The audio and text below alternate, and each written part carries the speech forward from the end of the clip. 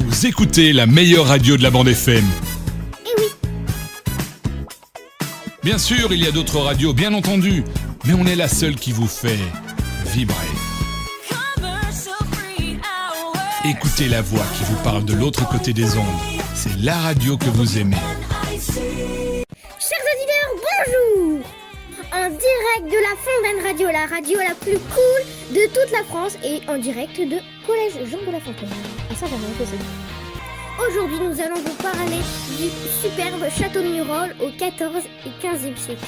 Les élèves mémoriels de l'association mémorielle du collège sont allés faire un voyage au château de Murol avec des reconstitueurs historiques. Ils ont réalisé une superbe exposition en direct avec Sacha et Thomas sur la Fontaine Radio.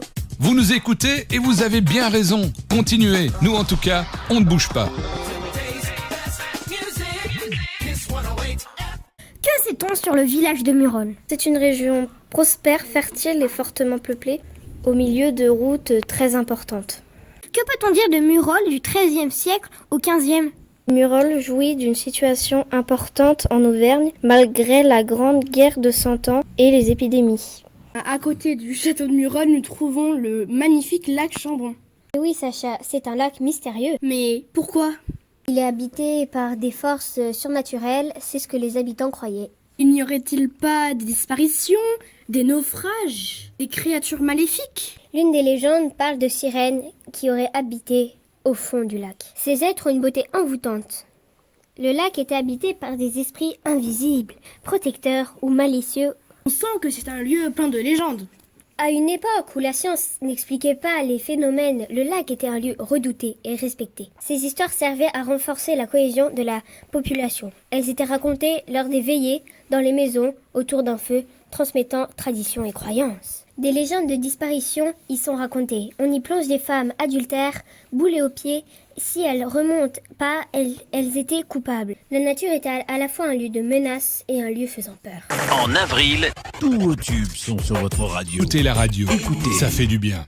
Alors Thomas, qui est Guillaume de Murol ? Guillaume de Murol est un petit seigneur auvergnat qui est né en 1350 et décédé en 1440. C'est exceptionnel pour l'époque, il vécut 90 ans. C'est un petit seigneur ou un grand seigneur ? Non, c'est un petit seigneur attaché à sa terre et soucieux d'assurer la stabilité de ses domaines. Il se distingue par une conscience importante de ses devoirs de seigneur. Il faisait attention à son domaine. Bah oui, il gère avec sérieux les réparations du château, organise les récoltes, surveille les comptes et prend soin de ses gens. C'était donc un gestionnaire rigoureux.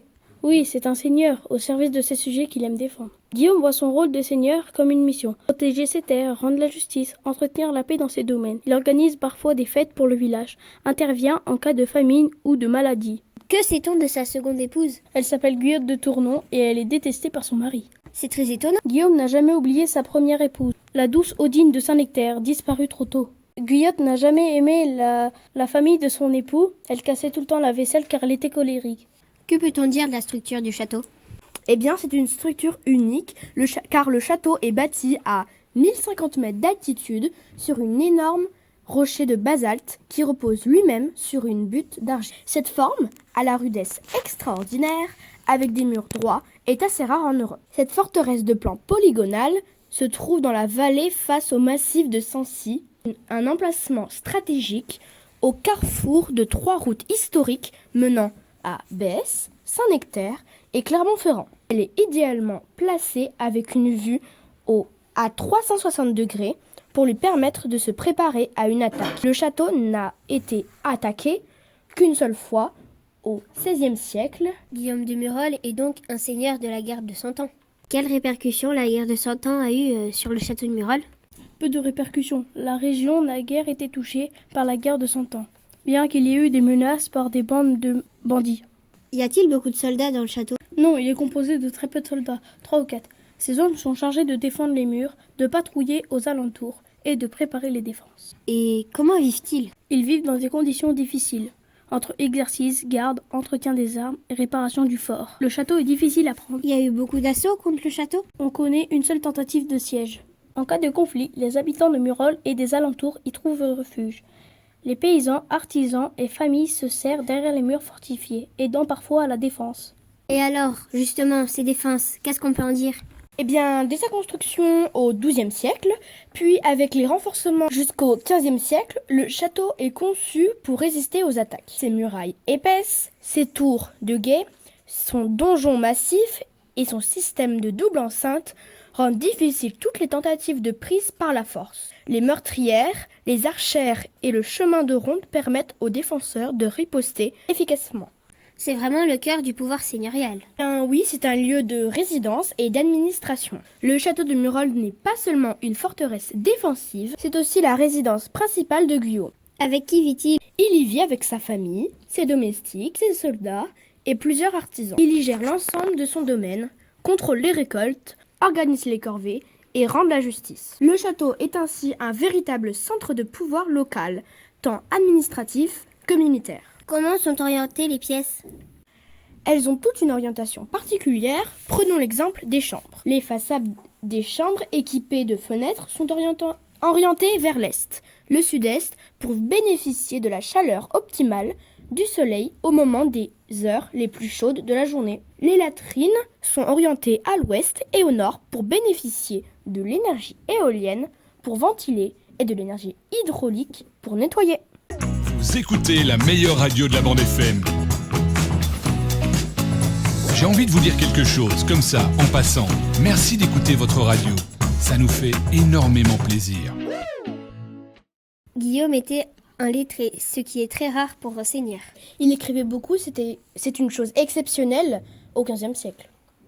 Il nous a donc laissé des manuscrits. Oui, Guillaume laisse derrière lui un ensemble de manuscrits exceptionnels, contrairement à la majorité de ses contemporains. Mais alors, que trouve-t-on dans ces registres? Eh bien, il a consigné dans ses registres une mine d'informations sur la gestion de ses terres, la vie quotidienne de ses gens, ses réflexions personnelles et spirituelles, alors que les autres seigneurs n'écrivent pas.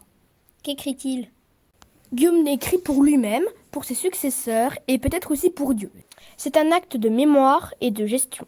Les manuscrits contiennent d'abord un livre de gestion seigneuriale où sont recensées les dépenses pour l'entretien du château, les revenus issus de redevances paysannes et les noms des artisans et des villageois dans les travaux. C'est une connaissance exceptionnelle qu'on a.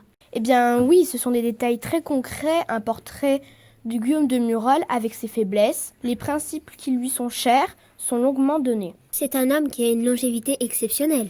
Eh bien oui, il a vécu jusqu'à l'âge de 90 ans. On voit l'évolution de sa vie, de ses domaines, de sa seigneurie sur 60 ans. Ces manuscrits sont une source exceptionnelle de la vie du seigneur. Guillaume de Murol est un homme très attachant, très proche de ses sujets, un homme de proximité qui a un sens de la dignité. C'est un chrétien moyen, un poète qui n'est pas de premier ordre, mais dans son testament se mêlent l'occitan, le latin et le français. Et bien maintenant, nous sommes arrivés à la fin de notre émission. À bientôt pour une prochaine émission. Et oui,